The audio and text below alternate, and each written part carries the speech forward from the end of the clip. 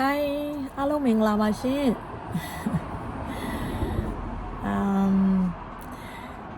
ဒီနေ့လေလှုပ်ချင်တာလေးကိုစပြီးတော့စလှုပ်ကြည့်တဲ့နေ့လေးပေါ့နော်လောလောဆယ်ကိုမိတ်ဆက်ပေးအောင်ပါနော်သိလား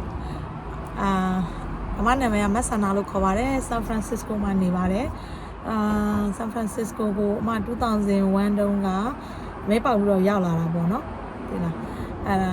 ရောက်လာပြီးတော့အခုနေတာနှစ်20ကျော်ပြီပေါ့နော်ဆိုတော့အမကအခုအမတို့အချိန်တုန်းကဟို social media ဒီလောက်ခေတ်မစားဘူးခေတ်မစားတော့ဟိုတို့လည်းမကြည့်ပြဘူးပေါ့နော်အခုနောက်ပိုင်းကျတော့ Facebook တွေရော social media ရရန်ခေတ်စားနော် Instagram မျိုးစုံပါပဲအဲ့ဒီတွေမှာကြည့်လိုက်ရင်လေ motivation video လေးတွေကိုတွေ့ရတာသိလားဟိုတွေ့ရတာကိုကသဘောကျတယ်လေသိလားအဲ့လိုမျိုးလေးတွေကိုဟိုကိုလည်းအဲ့လို motivation video လေးတွေလုပ်ချင်တာသိလားလုပ်ချင်နေတာကြာပြီဘယ်လို video လေးလုပ်ရင်ကောင်းမလဲလို့လဲစဉ်းစားနေရလဲကြာပြီ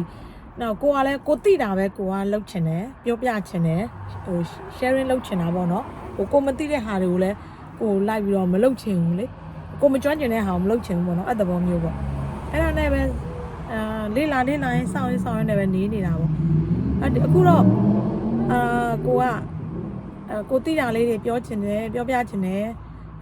အခု group တွေထဲမှာကြည့်လိုက်ရင်လေအမေရိကကိုလာကျင်တယ်တချို့တွေကပြောမေးထားတာပေါ့နော်လာကျင်တယ်အဲ့ရောက်ရင်လှုပ်ရှိပါမလားရပါမလားအဆင်ပြေပါမလားအဲ့လိုမျိုးတွေပေါ့တချို့ဆိုလဲ student လေးတချို့ဆိုလဲ visitor လာတဲ့လူတွေအဲ့လိုမျိုးတွေမြင်ရတဲ့အခါကျတော့လေပြောပြချင်တယ်သိလားဟိုအားမငယ်ဖို့မကြောက်ဖို့ဟိုပေါ့နော်ဟိုနိုင်ငံခြားကိုထွက်လာမှကိုမကြောက်ဖို့ပြောပြချင်တယ်သိလားဒါကြောင့်မို့လို့အခုလိုမျိုးဗီဒီယိုလေးတို့စဖြစ်တယ်သိလားဆိုတဲ့ခါကျတော့အမားတို့ဆိုရင်ရောက်အမေရိကကိုလေဟိုအမေရိကလည်းမဟုတ်ဘူးသိလားနိုင်ငံခြားကိုထွက်ပြီးဆိုရင်လေဟိုအလုံမပြင်းနဲ့သိလားအမပြောချင်တာလေအလုံမပြင်းနဲ့အလုံကိုမကြောက်နဲ့အလုံမပြင်းနဲ့နောက်ပြီးရင်လေတချို့တွေကရှိရဲငါဗမာနိုင်ငံမှာဘာလုပ်လာတာအဲ့တော့ငါဘွဲရဘာဘွဲမျိုးဒီရောက်ရင်အဲ့ဒီဘွဲနဲ့လောက်မှအလုံးမဟုတ်ရင်အလုံးမဟုတ်ဘူးဆိုရင်ငါမလုပ်ဘူးအဲ့လိုမျိုးပေါ့နော်အဲ့လိုမျိုး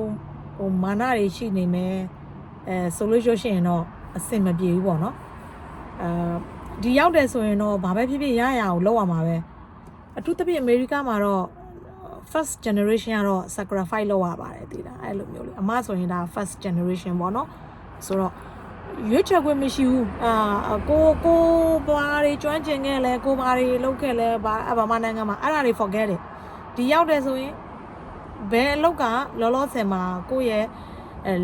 ဟိုပေါ့နော်အိမ်လာကပေးတာတွေဟိုနေစိတ်စားစိတ်တွေကိုအဆင်ပြေမလဲသိရမလားအဲ့လိုမျိုးပေါ့အဲ့ဒါတွေဟိုအဆင်ပြေဖို့အတွက်ကအလုပ်ရှိရမယ်လေဗမာနိုင်ငံကပြန်တောင်းဖို့လို့ပြန်ပတ်စံပို့ခိုင်းဖို့တွေကိုမစင်စားနဲ့သိရမလားအဲ့လိုမျိုးအဲ့ကြောင့်မလို့အလုပ်မရွေးပါနဲ့လို့ပြောချင်ပါတယ်အလုပ်လုပ်ဖို့လည်းမပြင်းပါနဲ့အလုပ်လည်းမရွေးပါနဲ့အဲ့ဒါဆိုရင်လေအမေရိကရဲ့မှာမဟုတ်ဘယ်နိုင်ငံသွားအဆင်ပြေပါတယ်เนาะတိလားဘာမှလည်းကြောက်စရာမလိုပါဘူးเนาะကိုတိုင်ကအလုပ်ရွေးနေရင်အလုပ်ကြီးများနေရင်တော့တမျိုးပေါ့เนาะအဲ့ဆိုရင်တော့အလုပ်ရှားမှာပေါ့နှုတ်မို့ဆိုတော့အလုပ်မရှားဘူးလို့အဲ့လိုမျိုးလေးပြောချင်ပါတယ်အခုလောလောဆယ်ဗီဒီယိုမှာတော့ပေါ့เนาะနောက်ဆိုရင်တော့လည်းကိုဟိုအမသိတာလေးတွေအမရဲ့ဟို life experience နဲ့တွေ့ကြုံခဲ့ရတာလေးတွေအဲ့ဒါလေးတွေကိုအခုလိုဗီဒီယိုလေးရိုက်ပြီးတော့ sharing လေးလုပ်သွားပါအောင်မယ်เนาะသိလားကျေးဇူးပါ